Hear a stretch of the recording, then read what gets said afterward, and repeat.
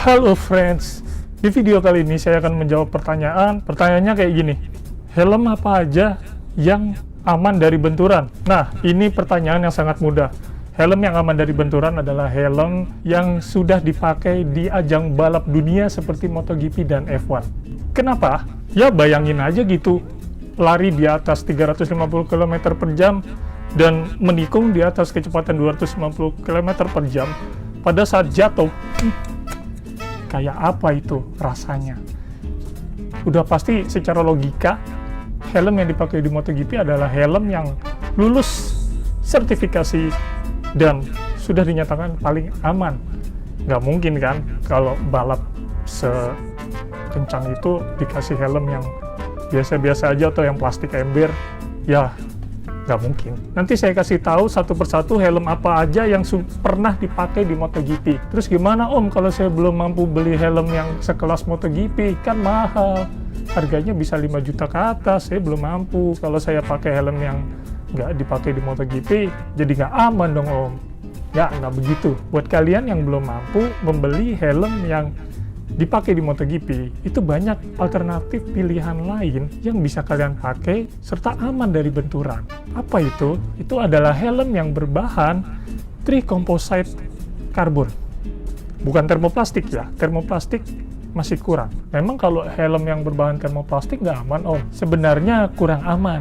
Kenapa saya bilang kurang aman? Karena helm termoplastik itu tidak terlalu kuat dengan beban yang sangat tinggi. Kalau kalian pengendara yang sekiranya bawa motor pelan-pelan, sukanya santuy, itu helm dipakai buat harian, kalian nggak suka ngebut, kalian nggak suka barbar, kalian nggak suka balap, itu boleh aja pakai termoplastik. Tapi kalau kalian speed addict, yang bisa dibilang kalian hobi nyentul, terus hobi cornering, yang rata-rata memacu motor di kecepatan tinggi, dan buat kalian yang punya motor besar, seperti 250 cc up gitu ya, saya saranin menggunakan helm yang bahannya minimal adalah tricomposite atau karbon sekalian. Kenapa? Karena ketika kalian memakai motor gede atau memakai motor yang speednya tinggi, itu resiko kecelakaannya lebih tinggi, resiko benturannya lebih keras. Makanya kalau pakai helm termoplastik itu kayak kurang aman ya, bukan nggak aman, kurang aman. Tapi menggunakan helm termoplastik itu jauh lebih baik daripada kalian tidak menggunakan helm sama sekali. Terus apa dong Om? Helm tricomposite yang harganya murah? Nah, helm tricomposite yang harganya murah ada buatan lokal, yaitu KYT NX Quest. Segitu murah loh. Karena buatan lokal nggak membutuhkan biaya impor, maka KYT NX Quest ini dibanderol dengan harga 2-3 juta rupiah. Bahkan secondnya itu bisa 2 juta dan under 2 juta.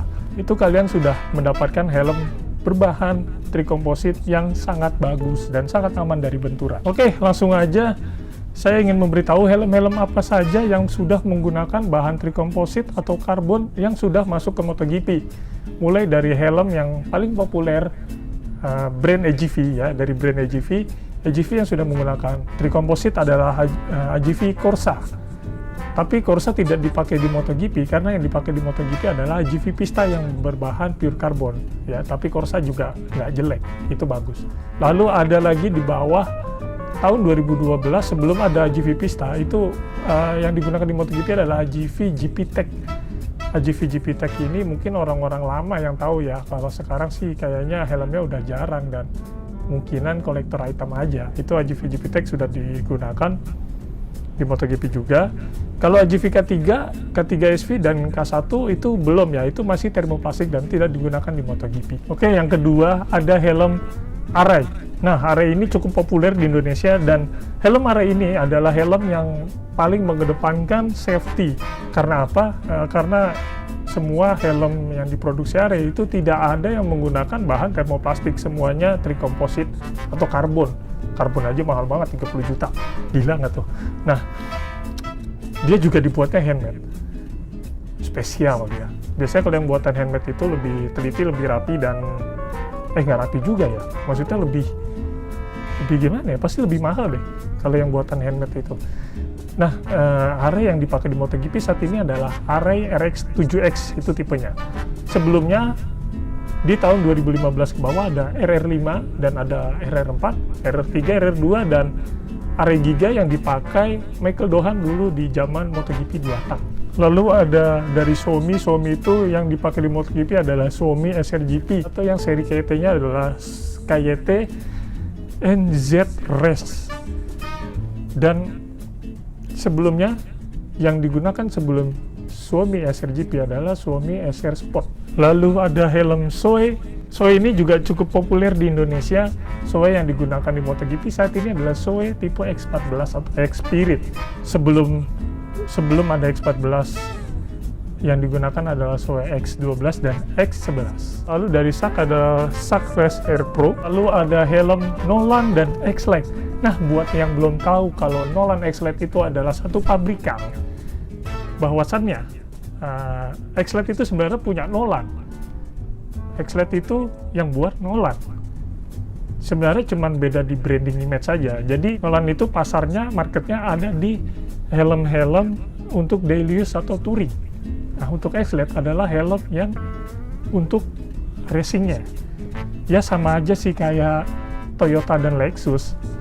Sebenarnya punya Toyota juga Lexus itu kan.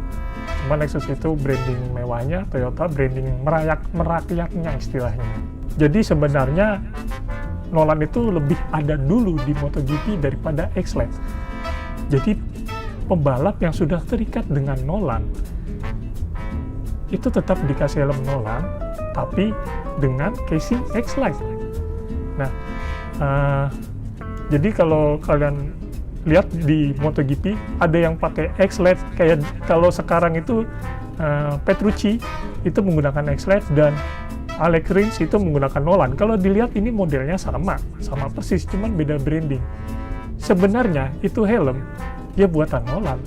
Sebenarnya itu helm ya punya Nolan sih, jadi cuman brandingnya aja dibedain, sama kayak KYT dan Suomi sekarang.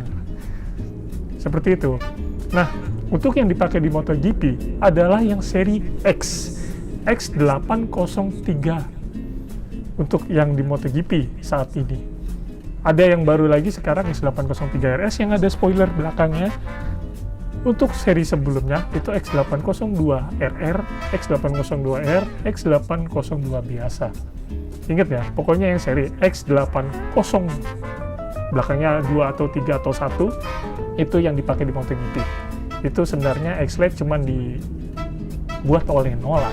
Jadi kalau ada misalkan helm Nolan X802, X803 ya sebenarnya itu X-Lite.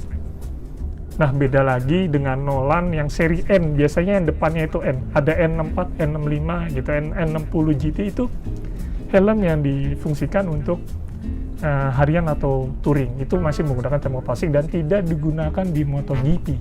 Nah, itu dia helm-helm yang dipakai di MotoGP.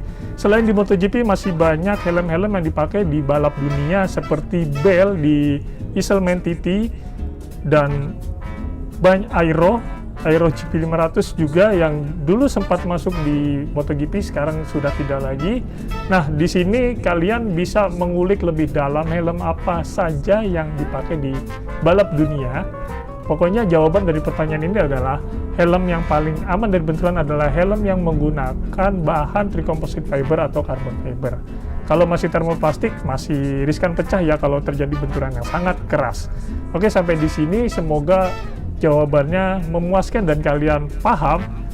Jika ada pertanyaan lain, kalian boleh komen. Nanti saya akan jawab di video selanjutnya. Terima kasih.